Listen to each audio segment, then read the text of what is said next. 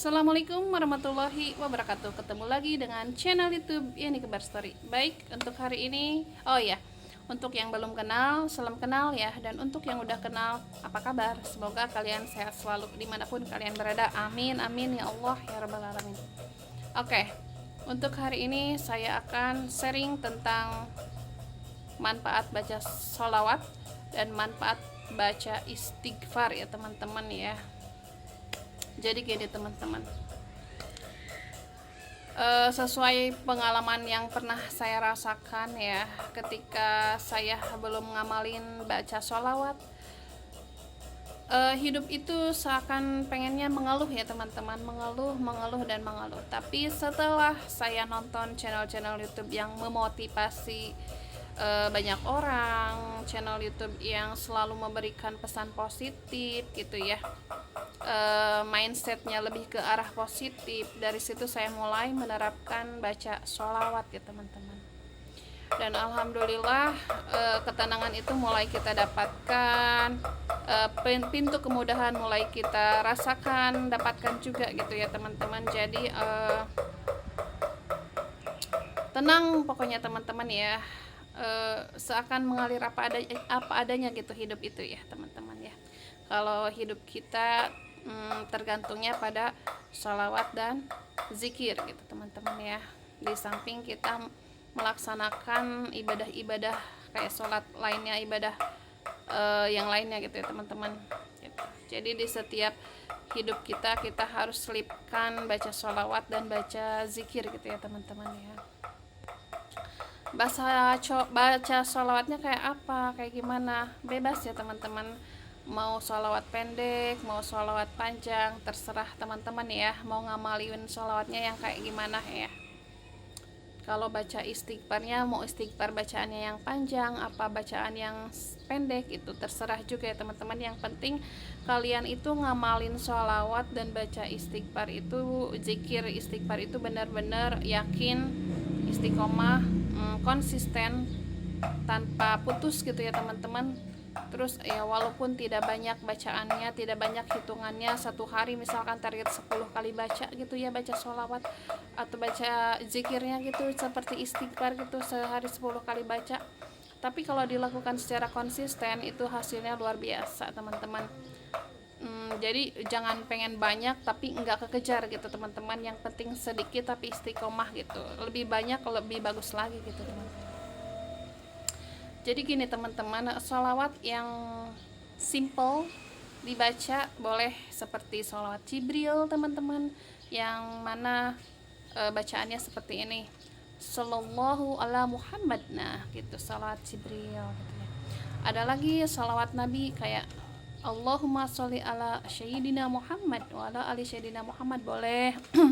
Ada lagi sholat munjiat yang panjang, boleh banget. Ada banyak banget ya sholawat di sini ya, tapi nggak bisa saya sharekan satu persatu di sini karena banyak banget sholawat ya teman-teman ya. Ada sholawat nariyah, sholawat fatih, sholawat Jibril, sholawat munjiat, sholawat tibil kulub, sholawat sifat, banyak banget ya teman-teman. Jadi terserah kalian mau sholawat apa yang kalian baca di setiap harinya gitu ya. Yang penting istiqomah, konsisten gitu ya, walaupun sedikit tapi istiqomah gitu, konsisten, itu yang lebih bagus teman-teman. Terus zikir itu udah banyak ya teman-teman bacaannya. Mau subhanallah wa bihamdih boleh, mau astagfirullah hal adim istighfar boleh. Tapi lebih konsisten ya dilakukannya ya. Seperti saya contohkan zikir istighfar ya teman-teman, astagfirullahaladzim gitu ya. Yang mana istighfar sendiri kan memiliki arti astagfirullah, aku memohon ampun kepada Allah gitu ya. Dan astagfirullahaladzim, aku memohon ampun kepada Allah yang Maha Agung gitu ya. Jadi terserah kalian mau pilih yang mana ya baca zikirnya gitu ya, tapi istiqomah dilakukan ya gitu. Jangan sampai putus gitu. Karena baca sholawat dan baca zikir itu bisa menenangkan hati dan pikiran kita ya. Walaupun kondisi yang namanya kehidupan di dunia ini ya tidak selamanya senang gitu, tidak selamanya sedih gitu ya.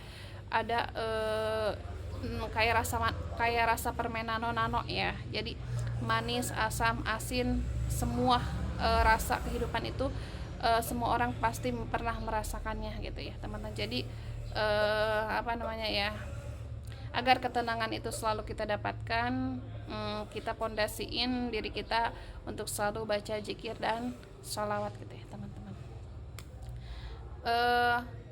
Meskipun dosa kita banyak gitu ya teman-teman, dosa kita mau banyak mau sedikit, baca istighfar itu perlu ya teman-teman, tiap hari kita baca ya, karena kan yang namanya dosa kita kan gak tahu ya apa sebanyak apa, gak tahu ya.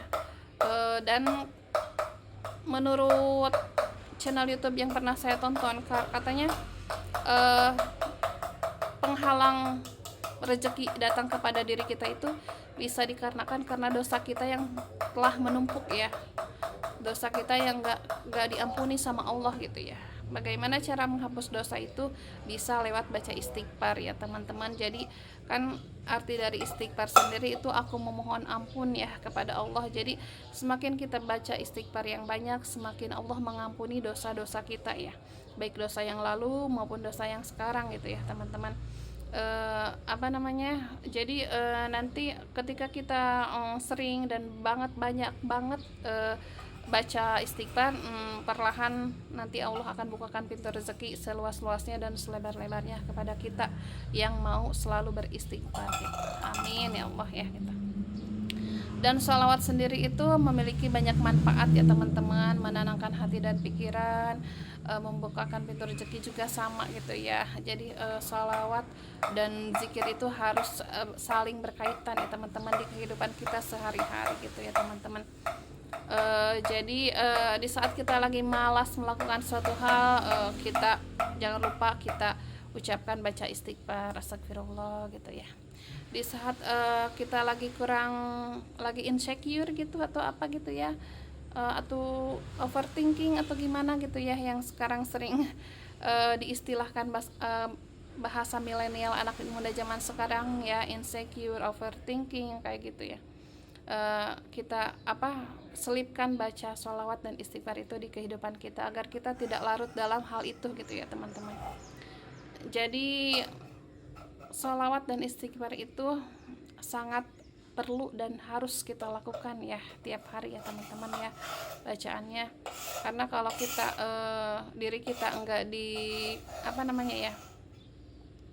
enggak baca sama sekali sholawat dan zikir, kita akan merasa mengeluh terus gitu dalam menjalani hidup. Mungkin itu cukup sekian ya teman-teman, sharing dari saya, semoga bermanfaat.